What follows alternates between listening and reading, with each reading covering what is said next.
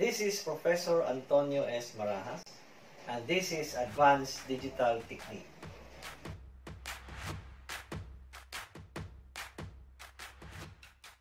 We go now to registers and counters. So this is another topic. After flip-flops, this will be our next topic. No?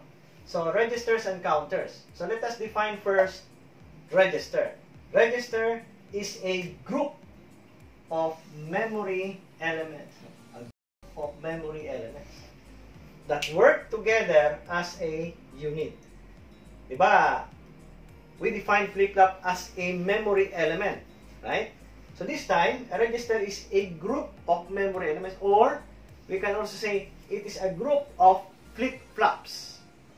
While flip-flop stores a binary bit, the register stores a binary word.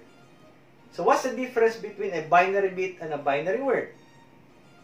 When you say binary bit, that is either 1 or 0.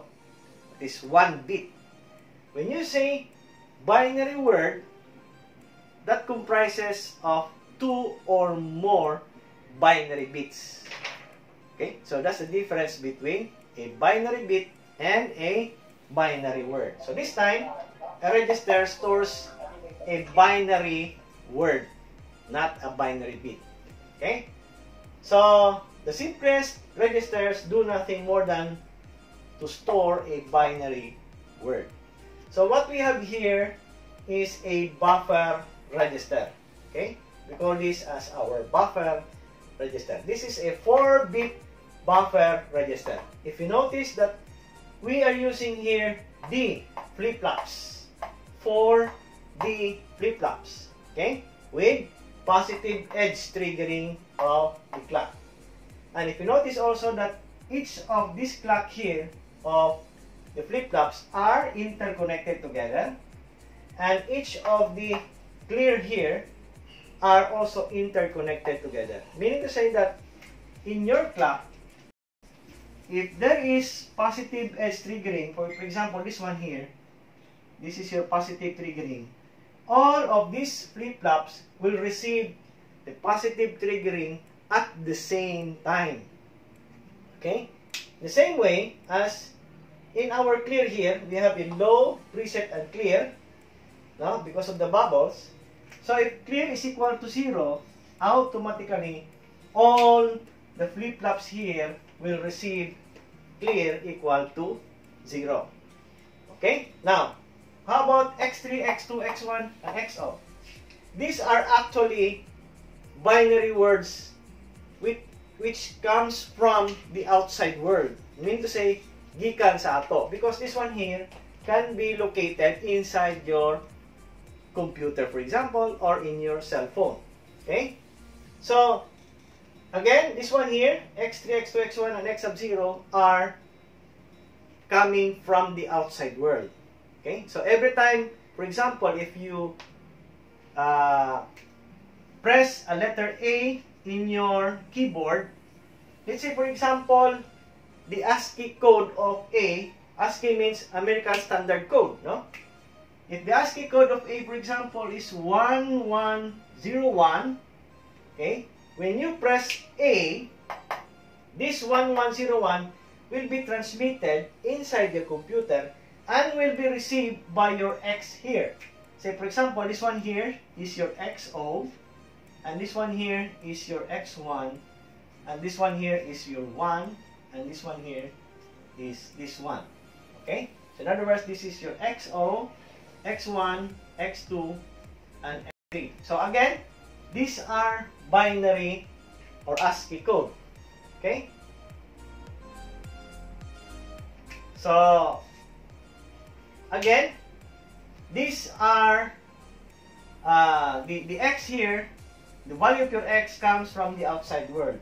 So again, if you press A, for example, this is your ASCII code. A here, once you press the character in your keyboard, A, that will be converted into its binary form, ASCII code equivalent, which is 1101. And that will be transmitted here in your X. Okay? So how do we store this value or A into our flip-flops or register? Okay? So, this is your initial value of your x. Now, if clear is equal to 0, all of these values here will have a value of 0. If clear, no? Or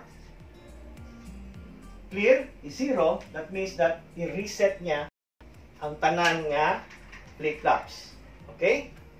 Now, if the flip-flops are reset, that means that your buffer register is now ready to receive information. So, we just leave it as or we just hang your clear, and then all of your flip-flops are now ready to receive data coming from the outside world. So, when you press A, this will be stored, this will be transmitted towards your X, and then during the first positive edge triggering of the clock, all of these flip-flops will receive the positive triggering, so that in our previous discussion for D flip-flop, D implies Q if there is positive edge triggering of the clock. So, since XO here is transmitted here, your D sub 0 will be equal to 1. That means that your D sub 0, during positive triggering of the clock, your Q becomes 1. D implies Q. So this one here also, D implies Q.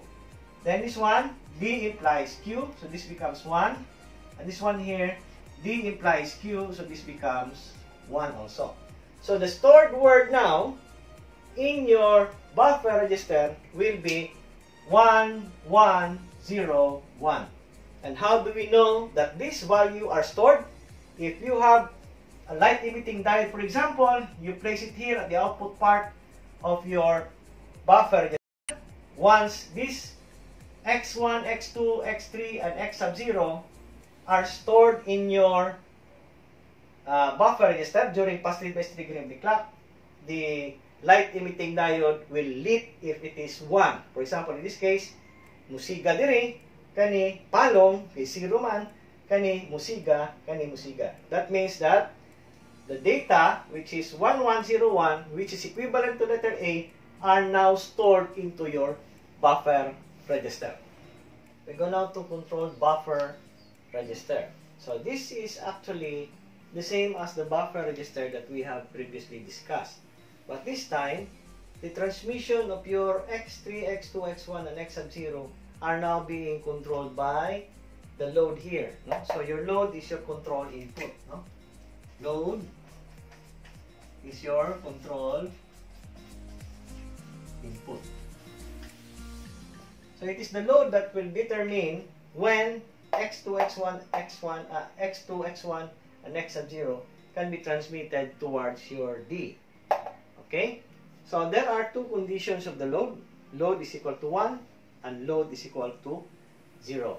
Now if load is equal to 1, then the value of your X3, X2, X1, and X sub 0 can now be transmitted. Okay? So this value here can be transmitted towards your D. No? So tanaw na to ha. So for example again, if you have A, the ASCII code equivalent or the binary representation of A is 1101. So XO here is 1, X1 is 0, this is 1, and this is also 1. Okay? Now if load is equal to 1, what happened? You have 1, load is 1 here, 1, 1. So you have AND gate is 1. Okay? According to the definition of our OR gate, if any of the input is high, the output is high. So this one here is 1. So assuming that your Q sub 0 is 0, Q sub 1 is 0, Q sub 2 is 0, Q sub 3 is 0. Where did we get these values? From our clear. So if clear is equal to 0, all of the data here will be clear. No? So assuming that clear becomes 1 or high, that means that the buffer register is now ready to receive information. Now, if load is equal to 1, what will happen is that the value of your XO here can now be transmitted towards your D sub 0. Even if your Q sub 0 here is 0, and this one here, this is 1, invert, this is also 0. So 0, 0 is 0, 0, 1 is still 1. Okay? So, if you notice that the value of your XO here will be transmitted towards your D sub 0. In the same way as in your X1, X1 here is 0, your load is 1, 0, 1 is 0, this is 0 here, and 0, 0, 0 is 0, so 0, 0 for the OR gate is 0. So if you notice again that the value of your X1 here is this value here. So the same here, the same yapon ang condition diri, so the output here of your AND gate will be 1, and so as with this one. So that during the positive edge triggering of the clock, this value here will be stored into your output Q. D implies Q, so this becomes 1. D implies Q, since D is 0, so your Q sub 1 will be 0. D implies Q, so D sub 2 is 1, this becomes 1, and this becomes 1 also, since D sub 3 is equal to 1. So in other words, this value here can now be stored towards your Q at the output of your buffer register if load is equal to 1. Okay? Now, however, if load is equal to 0, assuming that we did not change the value of your X here, X3, X2, X1, and X sub 0, it will still be 1, 1, 0, 1.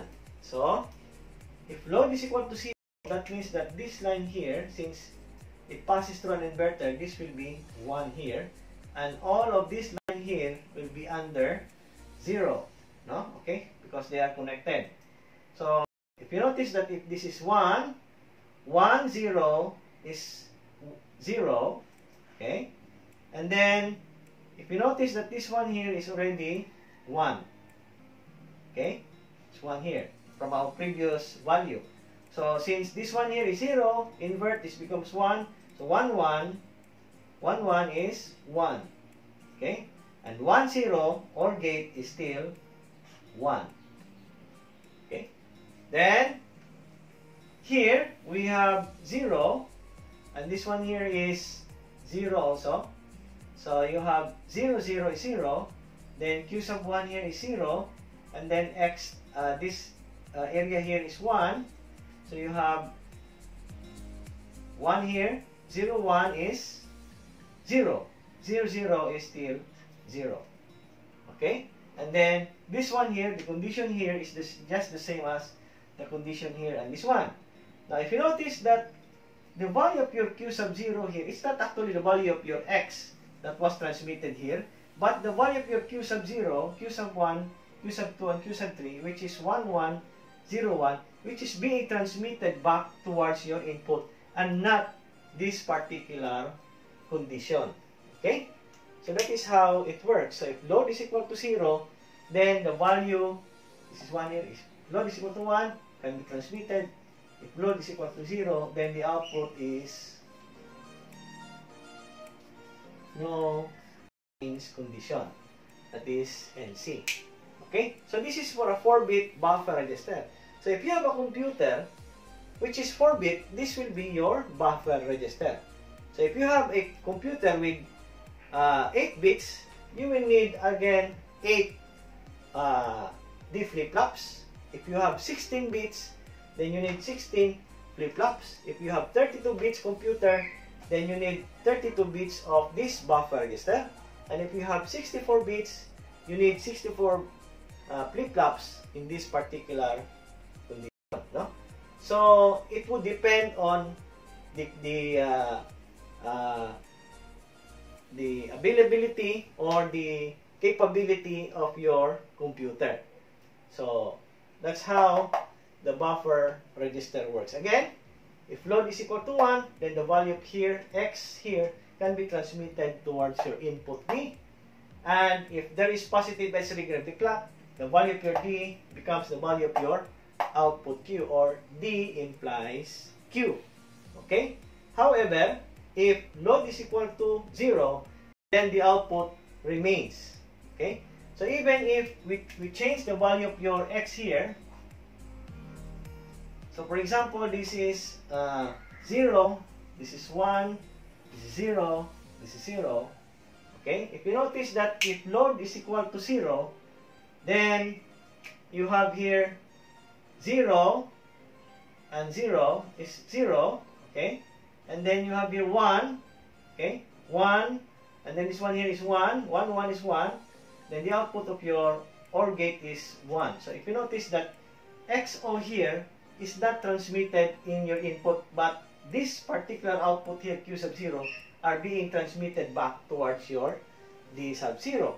So that the same condition here, so that when there is again another positive edge trigger at the clock, the output will remain as 1, 1, 0, 1. So that will be our 4-bit controlled buffer register.